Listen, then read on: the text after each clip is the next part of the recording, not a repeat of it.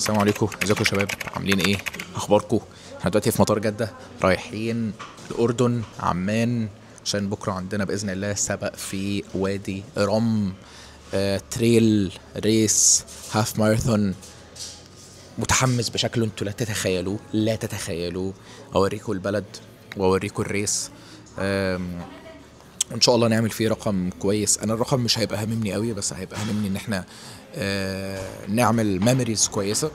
وبعد الريس هقول لكم 5 حاجات تعملوها لو انتوا عايزين تبتدوا في الجري او عايزين تدخلوا الجري في الروتين بتاعكم. لو انتوا بتلعبوا ويت ليفتنج، باور ليفتنج، كاليستينكس، اي حاجه عايزين تدخلوا الجري كايروبيك اكسرسايز عندكم في التمرين، ان شاء الله حتى يوم واحد في الاسبوع. تبتدوا منين؟ 5 حاجات هتفرق معاكم جدا وفرقت معايا جدا لما ابتديت موضوع الجري. See you في عمان.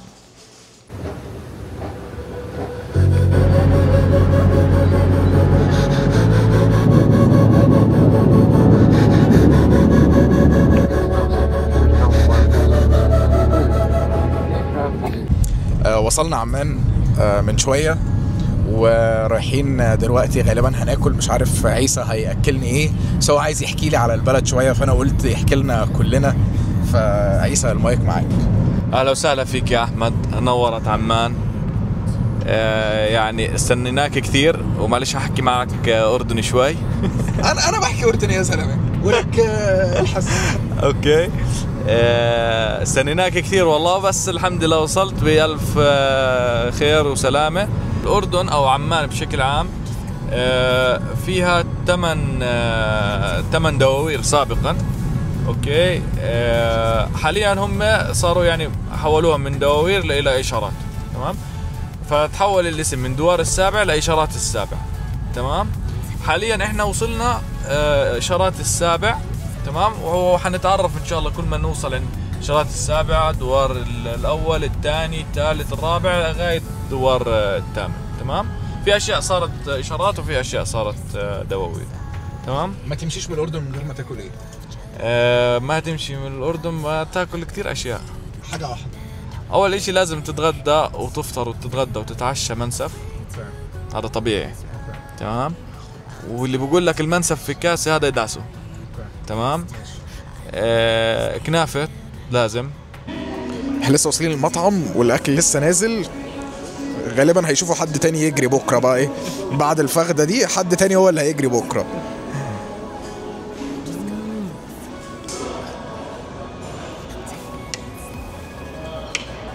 قوي قوي قوي. طيب الساعه دلوقتي 12 خلاص. المفروض ان السباق هيبقى بكره، فبنتاكد ان كل حاجه معانا وجاهزه باذن الله. يبقى يوم كويس باذن الله بكره ونعمل رقم كويس. سيو ان شاء الله بكره. اليوم التاني لينا في الاردن. طلعنا من عمان من حوالي 2 ساعة كده، ورايحين على وادي رم. الطريق اهو. دي الاردن يا جدعان، دي اللي عاملين عليها كل البلبله دي. لا بهزر، ده صحراء يا جدعان. الاردن والله جميله، هايلي ريكومندد. المهم الطريق من تضرب لنا السياحه. الطريق من عمان لوادي رم حوالي 4 ساعات، فاحنا في الطريق ان شاء الله 2 ساعتين باذن الله كده ونوصل، لو العربيه ما وقفتش بينا يعني. ان شاء الله ما توقفش بينا. ومعانا استاذ عيسى، ده الكوتش بتاعي، معلمي، قدوتي. كوتش في الحياه الاردنيه. ايوه دي حقيقه. راجل يعشق فكرة الزواج وبيشجع على فكرة الزواج. الزواج الطريق في السيارة في عمان في الأردن. والله. ايه تاني؟ فسيو ذير ان شاء الله. هوريكم اليوم كله، وادعوا لنا باذن الله نعمل ارقام كويسة، وادعوا لنا الدنيا هناك ما تبقاش ساقعة قوي، لان انا رايح تقريبا، انا رايح كاني رايح مصيف يعني. انا رايح كاني رايح الساحل، فربنا يستر ايه وما تلكش يعني هناك. فسيو ذير.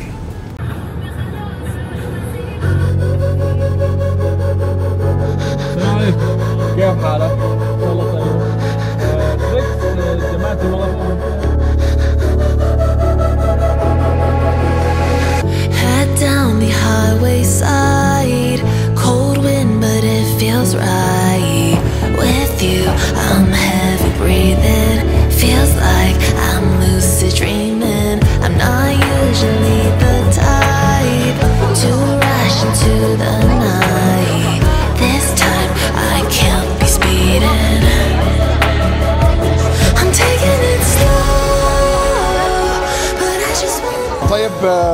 لسه مستلمين الشنطه دلوقتي حالا بتاعه التريل، وهنشوف فيها ايه كده سريعه عشان عيسى مش عايز يمسك الكاميرا.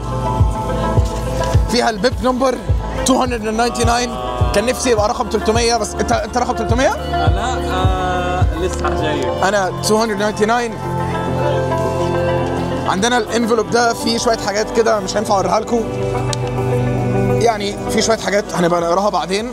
لا بس غريب قوي. هو ده ماسك؟ شيل الورق. ايوه ماسك تحفه تحفه. ثانك يو جوردن. التيشيرت ابيض على الابيض.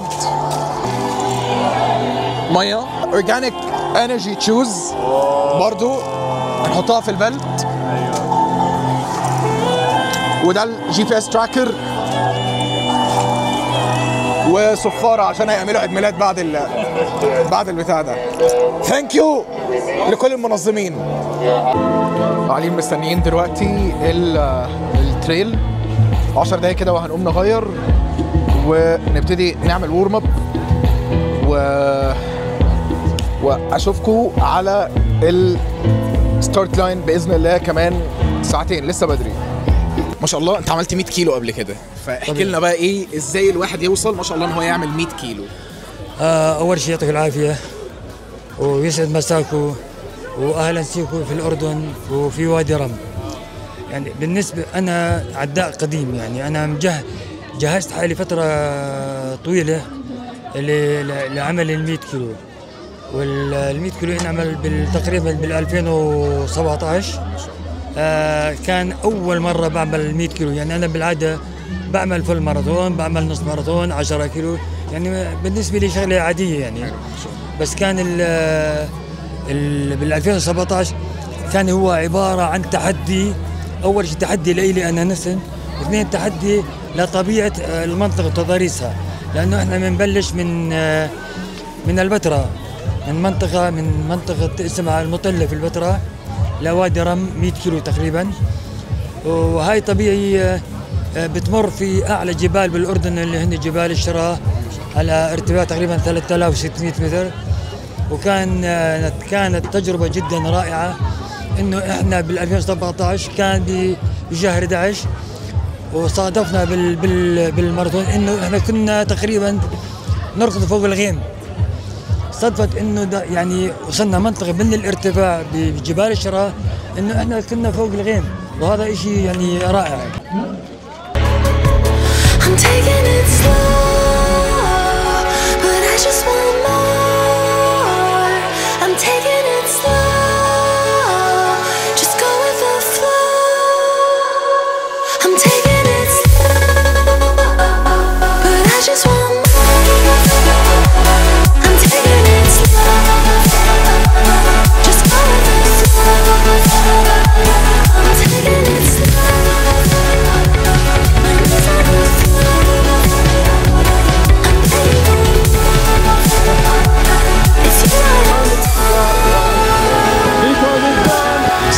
نخلص حالا الريس 21 كيلو. كان حلو جدا جدا بس في نفس الوقت برضو كان صعب جدا. 80% من الريس كان الرملة بتاعته ناعمة جدا جدا جدا جدا زي الساحل كده عندنا في مصر، فالرملة كانت ناعمة جدا، فانت كل ما بتجري اكتر كل ما بتغرس اكتر. ولكن فخور جدا بنفسي، فخور جدا بالانجاز اللي انا عملته ده. المدى اللي احنا واخدينها سوبر سوبر سوبر براود اوف ماي سيلف. نصيحتي لاي حد عايز يبتدي الجري، كنت قلت في اول الفيديو ان انا هعمل موضوع ال5 حاجات، ولكن انا مش قادر اتكلم دلوقتي فغالبا هتبقى فيديو تاني. start slow. اجري الاول اللي انت تقدر عليه، وبعدين كل شويه هتلاقي ان في بروجرس، فهتقدر تزود وهتقدر تبقى احسن وهتبقى يعني اسرع وعندك انديورنس اكتر خلال الوقت. شكرا لكل اللي شاف الفيديو. النهارده يوم من احلى ايام حياتي، وسي ان شاء الله الفيديو الجاي.